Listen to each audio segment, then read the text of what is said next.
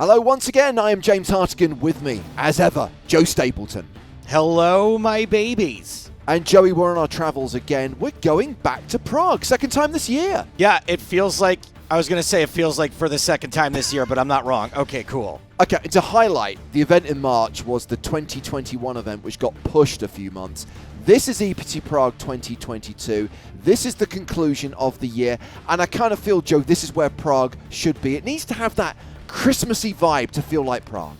It was not the same during St. Patrick's Day. Let's go back during Christmas where we belong. Okay, as ever, we are going to look back at Pragues of yesteryear before we talk about the current event. And interestingly, Joe, in trying to pick a great moment, in trying to pick a highlight from a previous Prague, I was actually inspired by an event from earlier this year. EPT Barcelona 2022. I think it's fair to say that was one of the greatest final tables we've ever seen. Yeah, absolutely, no doubt. And I think one of the things that made it so great was the rail, particularly the Italian rail.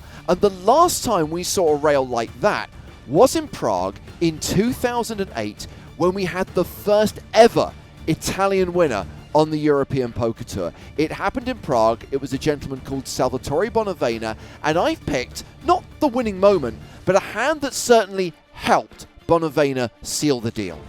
Andiamo! So round to Andrew Chen in the small blind, who's got Queen 7. He's going to call, option over to Salvatore, who's going to check his option. Queen on board? Flop is king of spades. Nope. King of Well, a hearts. 3. Domination rotation. He's going to bet 75,000. A bet of 75,000 from Andrew Chen. Salvatore's going to call 75,000. Bonavena calls. The ace of hearts, ace, king, king, 3, 2 hearts, 2 spades. Andrew's first. 3 could be counterfeited at this point.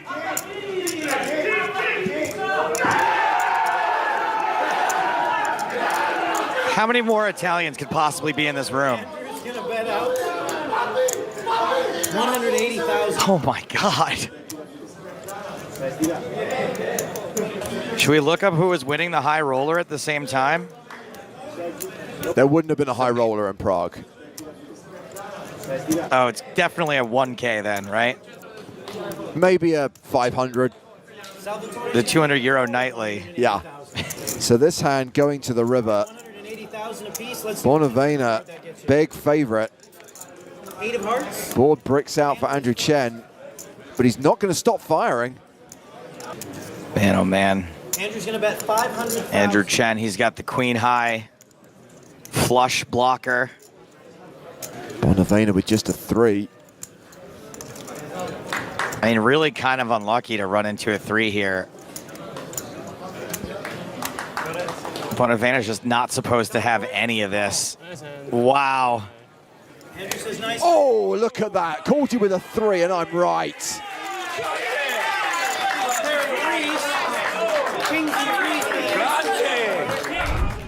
If you make a hero call like that, Joe, if you go on to then lift an EPT trophy, I kind of feel you deserve the right to have a jacket with your own name sequined on the back. Definitely, although when you say hero call in Italian, I think a gigantic sandwich, which maybe, it could be just that I'm hungry. Okay, I know, Joe, you're going to go back less far. You're going to go back to 2015, an event we were both present for. Should highlight, by the way, that 2008 was my first ever trip to Prague. That's another reason why it stands out for me. And I know why the event you've chosen. I know why this particular tournament and this particular hand means so much to you.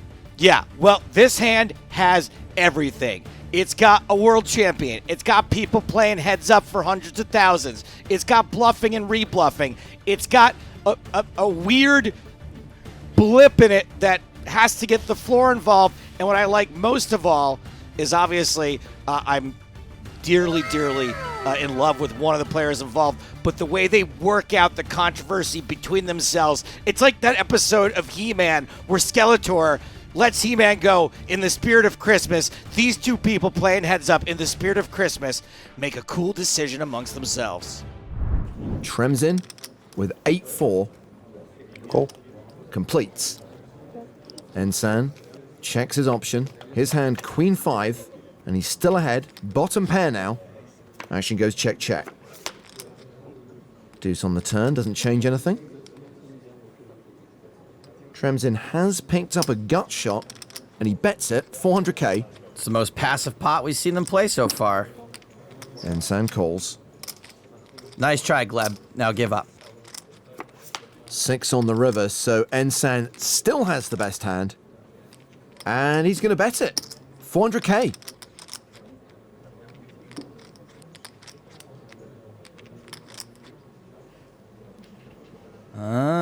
Gleb's raise of a super small river bet got a fold before. Pretty good reason to think it might work again. There's the bluff from Tremsin, 2.3 million.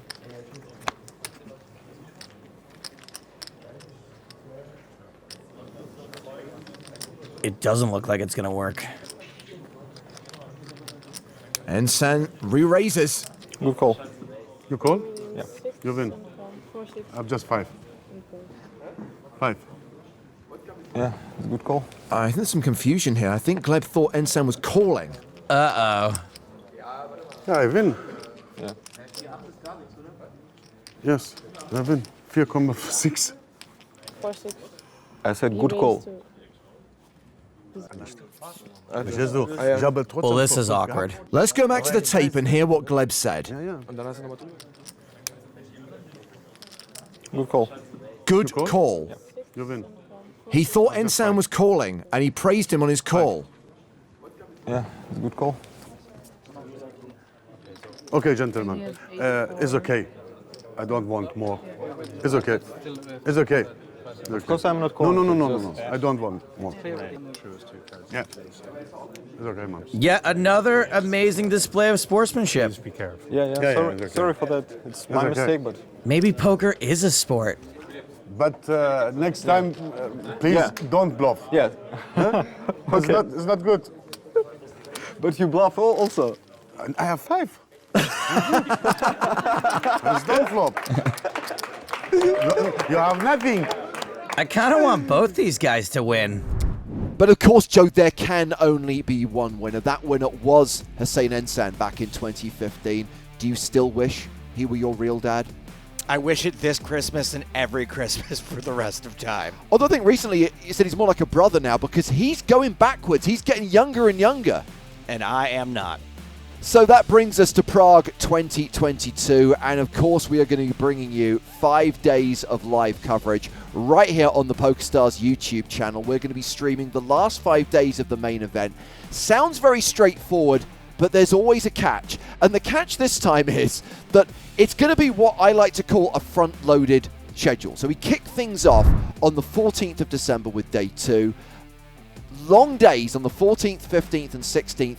We have to accommodate, Joe, the World Cup. That's right, EPT Prague, the main event concludes on the same day as the World Cup final. Who would have thunk it?